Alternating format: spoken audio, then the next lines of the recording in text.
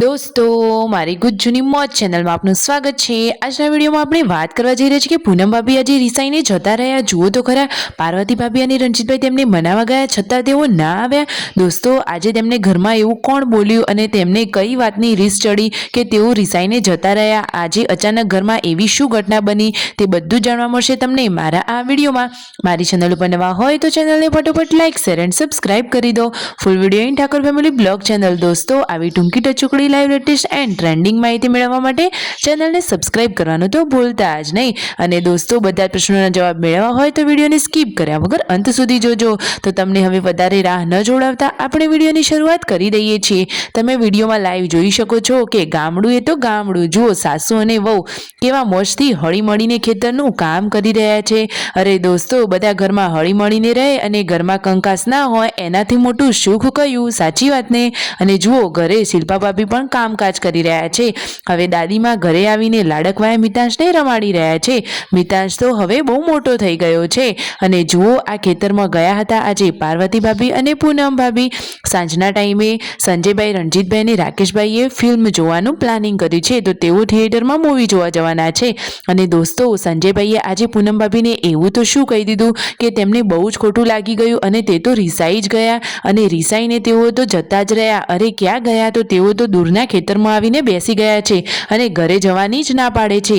ખબર નહીં એવું તો સંજયભાઈએ તેમને શું કહી દીધું? દોસ્તો તમને કઈ અંદાજો આવ્યો કે સંજયભાઈ એવું શું બોલ્યા હશે? અરે તે તો મજાક મસ્તીમાં જ કંઈક કહેતા હતા, પરંતુ વારંવાર મજાક મસ્તી કરી તો પૂનમ ભાભીને ખોટું લાગી ગયું। અરે દોસ્તો ખોટું તો લાગી જ જાય ને, સાચી વાત ને? મજાક મસ્તી અમુક ટાઈમ જ હોય, પછી સિરિયસ થઈ જવાય। તો જુઓ દોસ્તો પૂનમ ભાભી તો રિસાઈને બેસી ગયા છે ખેતરમાં અને પાર્વતી ભાભી અને રણજીતભાઈ તેમને મનાવવા માટે આવ્યા છે।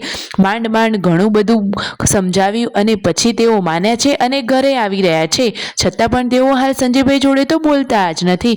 અરે દોસ્તો એવી કઈ વાત હશે? આટલું બધું ખોટું તેમને કેમ લાગી ગયું? અને વિયુના કહેવાથી, પાર્વતી ભાભી અને રણજીતભાઈના કહેવાથી જ તેઓ ઘરે આવી રહ્યા છે, બાકી એ તો કહે છે કે હું તો મોડા જ ઘરે આવીશ। તો દોસ્તો આવી રીસ રાખવી જોઈએ કે નહીં? અને પૂનમ ભાભીને તો એવી રીસ ચડી કે તેઓ તો રડી પણ પડ્યા। તેમને એવી તો કઈ વાતનું ખોટું લાગી ગયું દોસ્તો કે તેમની આંખમાંથી આંસુ પણ આવી ગયા? અરે દોસ્તો વિડીયોને અંત સુધી જુઓ, તમને બધી જ માહિતી મળી જશે। હવે ફાઇનલી જુઓ પાર્વતી ભાભી અને રણજીતભાઈ પૂનમ ભાભીને લઈને ઘરે આવી ગયા છે। તો ઘરે તો રણજીતભાઈ, સંજયભાઈ અને રાકેશભાઈ એ તો મૂવી જોવાનું પ્લાનિંગ કરી રહ્યા છે। તેઓ મૂવી જોવા માટે ક્યાં જવાના હતા અને મિતાંશ તો જુઓ તેમના મમ્મીને જોઈને કેટલો રાજી થઈ ગયો। તો ફાઇનલી રણજીતભાઈ તો સરસ મજાના કપડાં પહેરી અને ચશ્મા લગાવીને તૈયાર થઈ ગયા છે। તો રણજીતભાઈએ તો આજે કરણજીનો શર્ટ પહેર્યો છે, જુઓ તો ખરા। અને ફાઇનલી ત્રણેય ભાઈઓ વિસનગર પહોંચી ગયા અને નાસ્તો માટે પહોંચી ગયા છે। નાસ્તામાં તેમને વડાપાઉં ખાધા અને સરસ મજાની ભેળ ખાધી। મૂવીનો ટાઈમ થઈ ગયો છે, પછી તેઓ થિયેટરમાં પહોંચી ગયા। અરે દોસ્તો વિસનગરના આ નવા ટ્રેન્ડિંગ મસ્ત મજાના ન્યૂ થિયેટરની મુલાકાત તમે લીધી? આ તો થિયેટર એકદમ ઝક્કાસ અને જોરદાર છે, અને એ પણ સોફા સીટ વાળું। અને આ પિક્ચર કયું છે ખબર હોય તો ફટાફટ કોમેન્ટ કરો અને તમે પણ પિક્ચર જોઈ આવો।